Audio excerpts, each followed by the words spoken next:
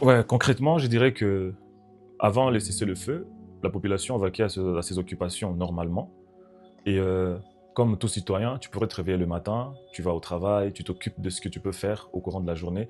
Mais depuis un moment, depuis un certain temps, avec tout ce qui se passe, nous avons du mal à définir c'est quoi une vie normale ici à Goma. Je crois que concrètement, nous n'avons plus une vie normale par rapport à ce qui était auparavant. Bon, avant la signature, il y avait pas vraiment de vie ici. Il y a eu beaucoup de meurtres, beaucoup de gens qui ont perdu leurs membres de la famille et rien n'était comme avant. Bon, Ouais, pour répondre à cette question de savoir qu'est-ce qui a changé après les cessez-le-feu et qu'est-ce qui restait le même, je dirais que il y a pas mal de choses qui ont changé, entre autres le mode de vie de la population gomatracienne. Je m'explique. Avant, comme je l'ai dit tantôt dans la question qui m'a été posée précédemment, tout citoyen avait une vie normale, bien sûr. Comme tout citoyen normal, tu peux te réveiller le matin, tu vas à tes activités normalement, sans que tu aies cette peur de faire ce que tu as à faire, de ce que tu veux faire. Mais aujourd'hui, après les cessez-le-feu, on a tendance à voir que la population n'a pas tellement confiance de tout ce qui s'est passé, parce que nul ne sait ce qui a été dit dans les accords de cessez-le-feu. Alors je dirais que il n'y a pas grand-chose qui a changé, à part que il y a ce que je dirais une peur qui s'est installée dans la population et qui nous empêche à vraiment avoir cette mutation de changement qu'on attendait. Parce que, soyez sans doute que la vie de Goma n'est plus la même. La vie vraiment n'est plus la même. pour moi, rien n'a changé avant et après. Il n'y a pas de différence parce que tout ce qui est, on était en train de déplorer au départ, c'est ce qu'on vit jusqu'à présent. Il y a toujours des meurtres par-ci par-là. Il y a la guerre qui continue dans des zones différentes. En parlant de la sécurité, bon, d'un côté, je dirais que nous l'avons, et de l'autre, nous ne l'avons pas. Pourquoi? Je pense que la meilleure sécurité serait d'abord la sécurité financière, que depuis un moment, la population de Goma n'a plus, parce que les banques ne fonctionnent plus, rien ne marche en termes de monétisation. La conjoncture économique aussi, elle a beaucoup changé compte tenu du contexte actuel. Alors, en termes de sécurité humaine, généralement, je dirais que comparativement, sans pour autant mâcher mes mots ni être hypocrite, je dirais que nous avons une sécurité humaine. Tout ça parce que il y a beaucoup de choses qui ont été éradiquées par rapport à ce qu'on vivait auparavant. Les voleurs ne sont plus vraiment en masse comme il y en avait auparavant. Enfin, toutes ces vices-là que nous connaissons par rapport à la vie sociale, naturelle d'un humain, on ne les a plus. Parce que ces gens, ils sont très rigoureux en ce qui concerne la sécurité humaine. Mais de l'autre part, si je dirais pas que nous l'avons totalement, parce qu'il y a une partie de la sécurité monétaire qui n'est plus là. Ouais. Bon, pour nous, la sécurité reste comme un slogan seulement. Que tunasema sécurité iko amani iko ni kusema tu, mais en vrai dire hakuna sécurité, hakuna usalama yote muvile tuko tunaishi et surtout muvile ma grande ville kama Goma na Bukavu parce que kukingali kunakuwa ma enlèvement na kuko ma enrôlement forcé ya ba jeune mu bande wa adhérer ma groupes armés bila volonté abo. Donc, pour nous, la sécurité, c'est juste un slogan. Il n'y a pas de couleur, mais en vrai dire, il n'y a pas la sécurité. Et même les heures, il y a limité. Et même Munjia, on ne fait pas confiance à kila mtu mwetu naona leo parce que hakuna sécurité. En gros, pour répondre à cette question, je pense que c'est une question un peu très complexe et difficile, mais je ne m'empêcherai pas de donner une réponse cohérente et objective.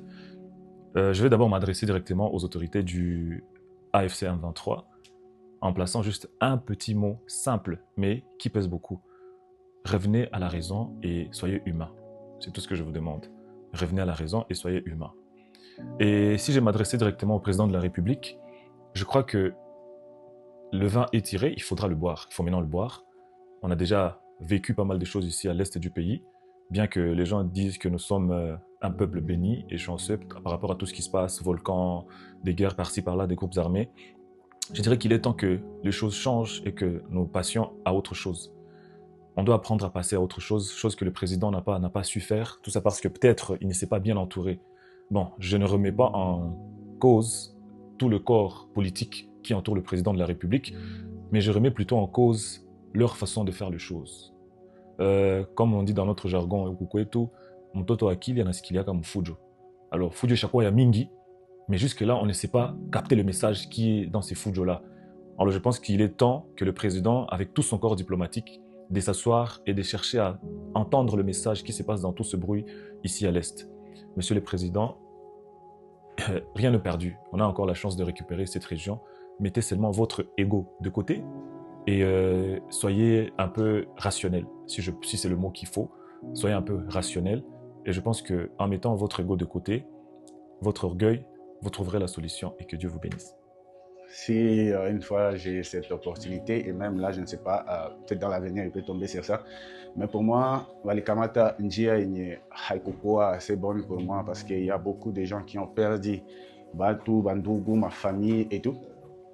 Et c'est une personne mwenye alitumika sana Seni, organisation tunajua iko chargée dans mes élections. Au moins, s'il pouvait faire mieux, c'était d'attendre au mois 2028 afin qu'ils puissent venir postuler et amener leurs idées pour que la population puisse choisir de leurs idées et tout ce qu'ils nous amènent comme idéologie là maintenant.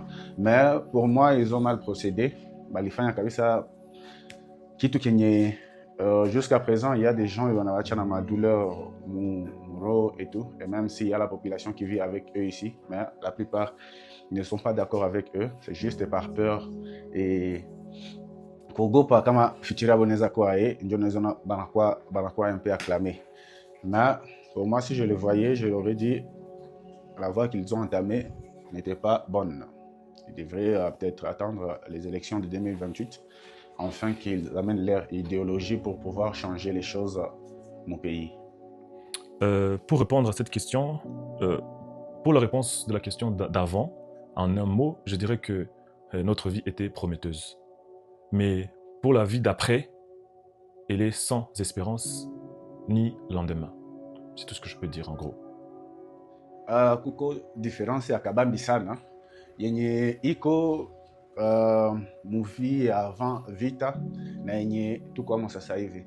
Yenye tukwamo sasa hivi, yenye tulikuwa avant vita, au moins kulikuwa circulation monétaire, kulikuwa mabanki ziko zinatumika, kulikuwa batu wenye walikuwa na business zabo zenye mpaka leo zinafungiwa, batu wenye walikuwa kapie, batu walikuwa na business yabo kidogo kidogo, yote washaka poteza. Na leo hii banikala chini, hakuna moyen ya habana moyen ya relancer tena business yabo. Manque ya fonctionnement ya mabank, mafonds zabo ziko mabank, et tout ça unakiona population leo hii tunakuwa na difficulté ya vivre sans amani.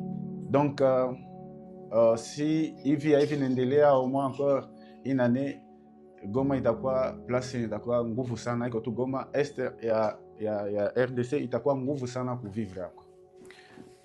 Ouais, mais ça, c'est une question un peu difficile, je dirais. Hein.